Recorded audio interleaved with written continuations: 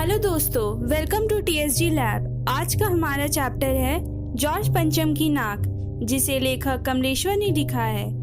आपके नॉलेज के लिए बता दूं कि लेखक कमलेश्वर का जन्म मैनपुरी में सन 1932 में हुआ। मैनपुरी उत्तर प्रदेश का एक छोटा सा शहर है। इन्होंने इलाहाबाद विश्वविद्यालय से एमए की तथा इन्हें साहित्य अकादमी पुरस्कार तथा पद्म भूषण पुरस्कार से सम्मानित किया गया। 27 जनवरी 2007 को दिल का दौरा पड़ने से इनका स्वर्गवास हो गया। यह पाठ व्यंग्य रचना है। नाक व्यक्ति की प्रतिष्ठा का प्रतीक होता है। जॉर्ज पंचम की नाक कट जाने का अर्थ उसकी प्रतिष्ठा का धूल में मिल जाना है। यह दोनों देशों के लिए परेशानी का सबब बन गया। ब्रिटिश साम्राज्य की प्रतिष्ठा और भारत पर खतरे का प्रतीक बन गया। पाठ में यह सत्य भी उद्घाटित हुआ है कि भारत के नेताओं, शहीदों, बच्चों सभी की प्रतिष्ठा हमारे लिए विदेशियों से अधिक है। उन्होंने हमारे देश पर शासन किया, परंतु आत्मा पर भारत माता का शासन था, है और हमेशा रहेगा।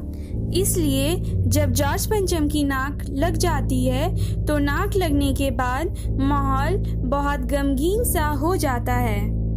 यह बात उस समय की है जब इंग्लैंड की रानी एलिजाबेथ द्वितीय अपने पति के साथ हिंदुस्तान पधारने वाली थीं। अखबारों में उनकी चर्चा हो रही थी। रोज लंदन के अखबारों से खबरें आ रही थी कि शाही दौरे के लिए कैसी कैसी तैयारियां हो रही है। रानी एलिजाबेथ का दर्जी बहुत ही परेशान था कि हिंदुस्तान, पाकिस्तान और नेपाल के दौरे पर रानी कब क्या पहनेंगी।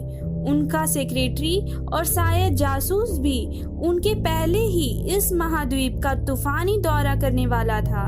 आखिर कोई मजाक तो था नहीं। जमाना चूंकि नया था, फौज फाटे के साथ निकलने के दिन बीत चुके थे, इसलिए फोटोग्राफरों की फौज तैयार हो रही थी। इंग्लैंड के अखबारों की कतरने हिंदुस्तानी अखबारों में दूसरे दिन ही चिपकी नजर आती थी कि रानी ने एक ऐसा हल्के नीले रंग का सूट बनवाया है जिसका रेशमी कपड़ा हिंदुस्तान से मंगाया गया है, जो कि करीब 400 पाउंड का खर्चा उस सूट पर आया है। आपकी नॉलेज के लिए एक और चीज बता दूं, 400 पाउंड इज इक्वल टू 34,209 रुपया होता है। रानी एलिजाबेथ की जन्म पत्री भी छपी, प्रिंस फिलिप के कारनामे छपे और तो और उनके नौकरों, बावर्चियों, खानसामों, अंगरक्षकों की पूरी जीवनियां देखने में आई। शाही महल में रहने और पलने वाले कुत्तों तक की तस्वीरें अखबारों में छप गई। तो अगर आपके एग्जाम में यह क्वेश्चन आता है कि लंदन के अखबारों में क्या क्या खबरें छापी जा रही थी, तो आपकी आंसर ये होगी रानी एलिजाबेथ की जन्म पत्री, दूसरे नंबर पर प्रिंस फिलिप के कारनामे, तीसरे नंबर पर उनके नौकर, बावर्चियों, खानसामों तथा अंगरक्षकों की जीवनी और चौथे नंबर पर शाही महल में रहने तथा पलने वाले कुत्तों की तस्वीरें। बड़ी धूम थी, बड़ा शोर शराबा था। शंख इंग्लैंड में बज रहा था और गूंज हिंदुस्तान में आ रही थी। इसका मतलब यह होता है कि इंग्लैंड की खबरें हिंदुस्तानियों के लिए तहलका मचाने वाली खबर थी। वे डर रहे थे कि न मालूम उन्हें अब आगे क्या क्या पीड़ाएं दी जानी हैं। इन खबरों से हिंदुस्तान में सनसनी फैल रही थी। राजधानी में तहलका मचा हुआ था। जो रानी 5,000 रुपए का रेशमी सूट पहनकर पालम के हवाई अड्डे पर उतरेगी, उसके लिए कुछ तो होना ही चाहिए। कुछ क्या, बहुत कुछ होना चाहिए। जिसके बावर्ची पहले महायुद्ध में जान हथेली पर लेकर लड़ चुके हैं, उसकी शान शौकत के क्या कहने। और वही रानी दिल्ली आ रही है। नई दिल्ली में अपनी तरफ देखा और बेसाख्ता मुंह से निकल गया, वह आए हमारे घर खुदा की रहमत। कभी हम उनको, कभी हम अपने घर को देखते हैं। चलिए, वाह वाह वाह वाह। और देखते देखते नई दिल्ली का काया पलट होने लगा। और करिश्मा तो यह था कि किसी ने किसी से नहीं कहा, किसी ने किसी को नहीं देखा, पर सड़कें जवान हो गई, बुढ़ापे की धूल साफ हो गई, इमारतों ने नाज़नीनों की तरह श्रृंगार किया, यानी दुल्हन की तरह श्रृंगार किया। सब कुछ बहुत खूबसूरत लग रहा था, लेकिन एक बड़ी मुश्किल पेश थी। वह थी जॉर्ज पंचम की नाक। नई दिल्ली में सब कुछ था, सब कुछ होता जा रहा था, सब कुछ हो जाने की उम्मीद थी, पर जॉर्ज पंचम की नाक बड़ी मुसीबत थी। नई दिल्ली में सब था, सिर्फ नाक नहीं थी। इस नाक को भी एक लंबी दास्तान है। इस नाक के लिए बड़े तहलके मचे थे। किसी वक्त आंदोलन हुए थे, राजनीतिक पार्टियों ने प्रस्ताव पास किए थे, चंदा जमा किया था, कुछ नेताओं ने भाषण भी दिए थे, गर्मा गर्म बहसें भी हुई थी, अखबारों के पन्ने रंगे गए थे। बहस इस बात पर थी कि जॉर्ज पंचम की नाक रहने दी जाए या हटा दी जाए। और जैसा कि हर राजनीतिक आंदोलन में होता है, कुछ पक्ष में थे, कुछ विपक्ष में, और ज्यादातर लोग खामोश थे। खामोश रहने वालों की ताकत दोनों तरफ थी। यह आंदोलन चल रहा था। जॉर्ज पंचम की नाक के लिए हथियारबंद पहरेदार तैनात कर दिए गए थे। क्या मजाल कि कोई उनकी नाक तक पहुंच जाए। हिंदुस्तान में जगह जगह ऐसी नाकें खड़ी थी, और जिन तक लोगों के हाथ पहुंच गए, उन्हें शान शौकत के साथ उतार कर अजायब घरों में पहुंचा दिया गया। कहीं न कहीं तो शाही लाटों की नाकों के लिए गोरिल्ला युद्ध होता रहा। उस जमाने में यह हादसा हुआ, इंडिया गेट के सामने वाले जॉर्ज पंचम की लाट की नाक एकाएक चोरी हो गई। हथियारबंद पहरेदार अपनी जगह तैनात रहे, गश्त लगती रही, और लाट की नाक चली गई। रानी आए और नाक न हो, एकाएक परेशानी बड़ी सरगर्मी शुरू हुई। देश के खैर ख्वाहों की एक मीटिंग बुलाई गई। देश के जो शुभचिंतक थे, जो बड़े लोग थे, उनको बुलाया गया, उनकी मीटिंग बुलाई गई और मसला पेश किया गया कि क्या किया जाए। सब कुछ है, पर जॉर्ज पंचम की नाक ही नहीं है। वहाँ सभी सहमत थे कि अगर ये नाक नहीं है तो हमारी भी नाक नहीं रह जाएगी, यानी जॉर्ज पंचम की अगर नाक नहीं मिली तो उनकी इज्जत पानी में मिल जाएगी। उच्च स्तर पर मशवरे हुए, दिमाग खरोचे गए, यानी दिमाग लगाया गया, और यह तय किया गया कि हर हालत में इस नाक का होना बहुत जरूरी है। यह तय होते ही एक मूर्तिकार को हुक्म दिया गया कि वह फौरन दिल्ली में हाजिर हो। मूर्तिकार यूं तो कलाकार था, पर जरा पैसे से लाचार था। आते ही उसने हुक्कामों के चेहरे देखे। अजीब परेशानी थी उन चेहरों पर, कुछ लटके, कुछ उदास और कुछ बदहवास थे। उनकी हालत देखकर लाचार कलाकार की आंखों में भी आंसू आ गए। तभी एक आवाज सुनाई दी, मूर्तिकार, जॉर्ज पंचम की नाक लगानी है। मूर्तिकार ने सुना और जवाब दिया, नाक लग जाएगी, पर मुझे यह मालूम होना चाहिए कि यह लाट कब और कहाँ बनी थी। इस लाट के लिए पत्थर कहाँ से लाया गया था। लाट यानी स्टैच्यू होती है। सब हुक्मों ने एक दूसरे की तरफ ताका। एक की नजर ने दूसरे से कहा कि यह बताने की जिम्मेदारी तुम्हारी है। खैर, मसला हल हुआ और एक क्लर्क को फोन लगाया गया और इस बात की पूरी छानबीन करने का काम सौंप दिया गया। पूरा तत्व विभाग की फाइलों के पेट चीरे गए, पर कुछ भी पता नहीं चला। क्लर्क ने लौटकर कमेटी के सामने कांपते हुए बयान दिया, सर, मेरी खता माफ हो, फाइलें सब कुछ हजम कर चुकी है। अगर आपके एग्जाम में यह क्वेश्चन आता है कि फाइलें सब कुछ हजम कर चुकी है, इससे हमें क्या पता चलता है, तो आपके नॉलेज के लिए मैं ये भी बता देती हूँ कि ये मौजूदा व्यवस्था पर करारी चोट की गई है। इस पार्ट से जो हमारा सिस्टम है उस पर सवाल उठाए गए हैं।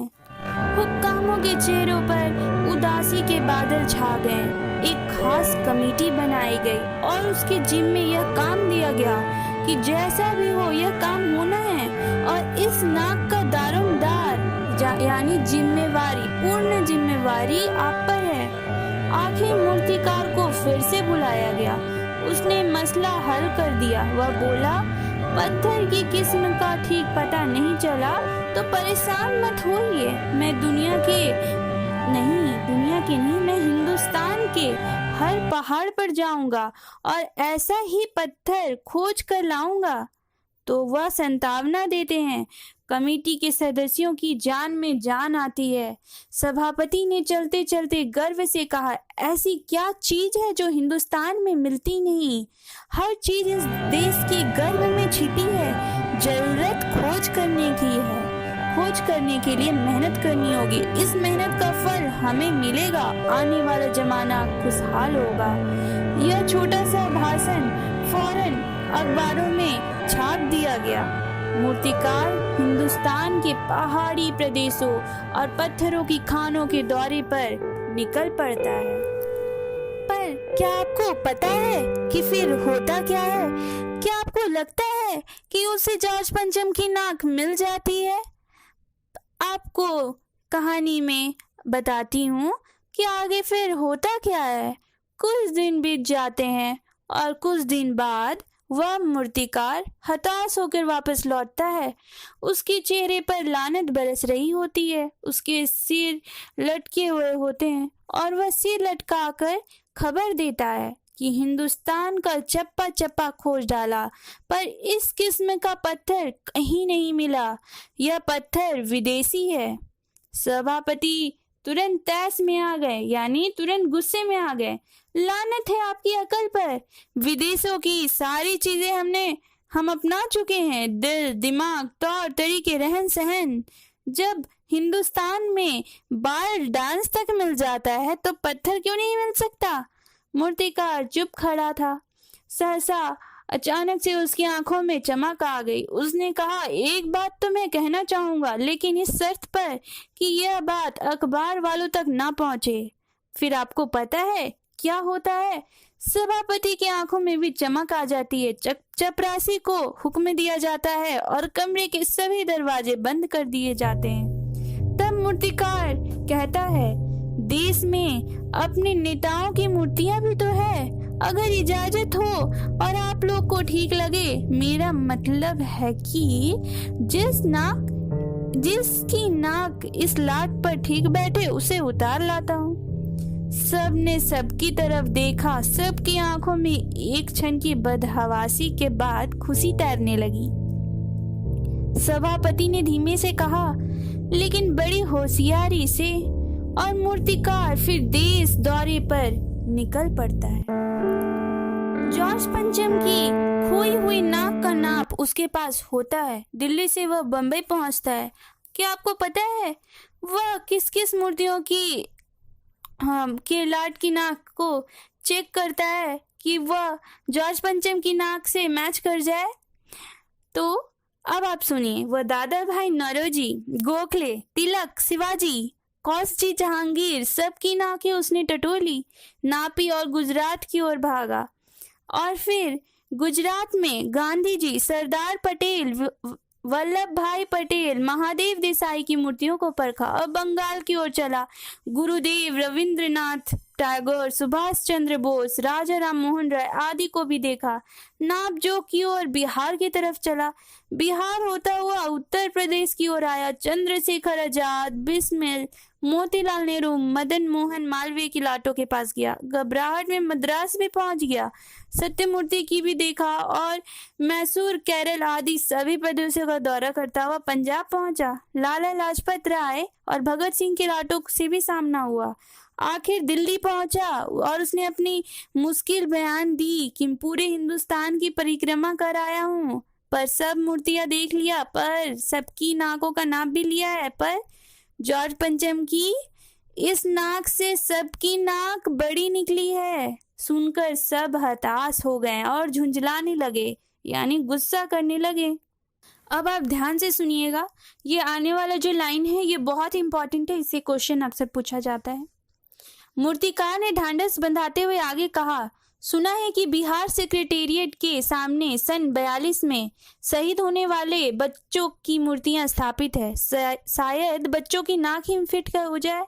यह सोचकर वहां भी पहुंचा, पर उन बच्चों की नाक भी इससे कहीं बड़ी बैठती हैं। यह बात यह संकेत देती है कि हमारे देश के लिए शहीद हुए भारतीय नेताओं और बच्चों की प्रतिष्ठा और मान सम्मान विदेशी शासकों की तुलना में बहुत अधिक है।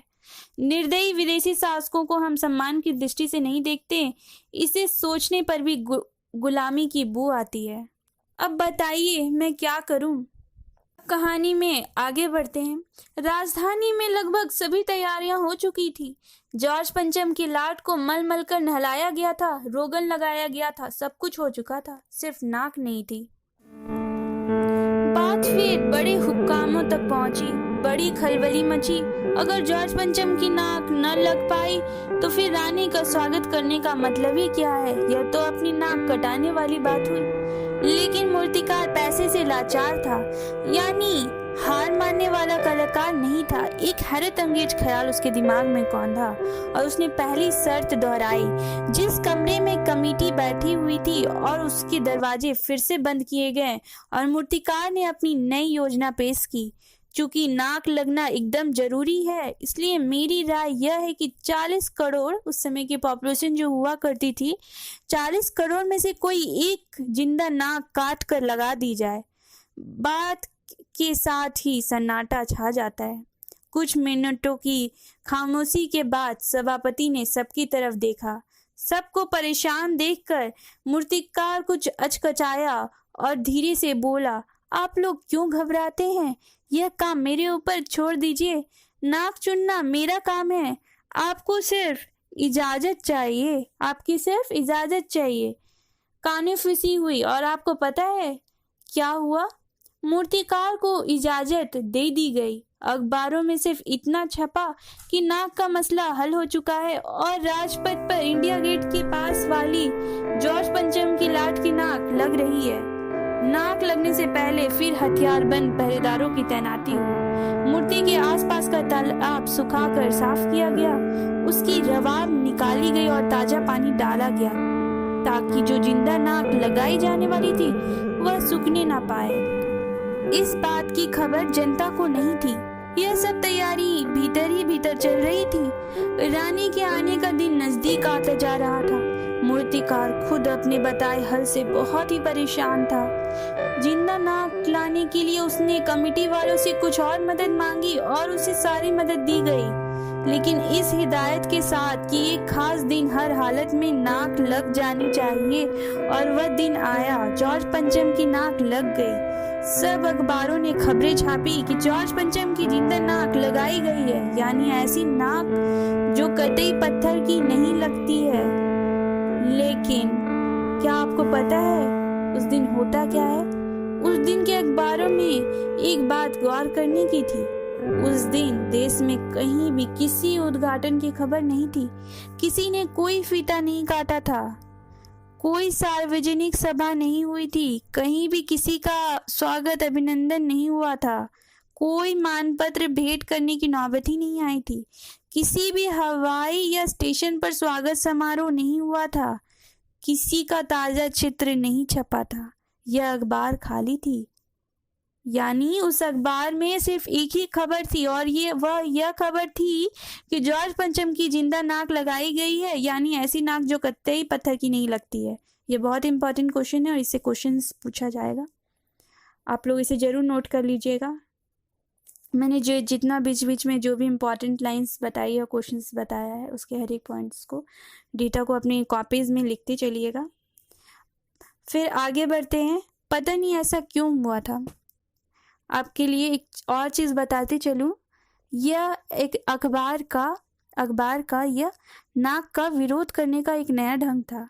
नाक तो सिर्फ एक ही चाहिए थी और यह भी बूथ के लिए। ठीक है, इस तरह से अखबार अपनी विरोध जताती है और इस तरह से कहानी हमारी समाप्त होती है। हमारे चैनल को लाइक कीजिए, शेयर कीजिए और सब्सक्राइब कीजिए और वो घंटा उसे ऑन करना नहीं भूलिएगा। ठीक है, थैंक यू, बाय, चलते हैं।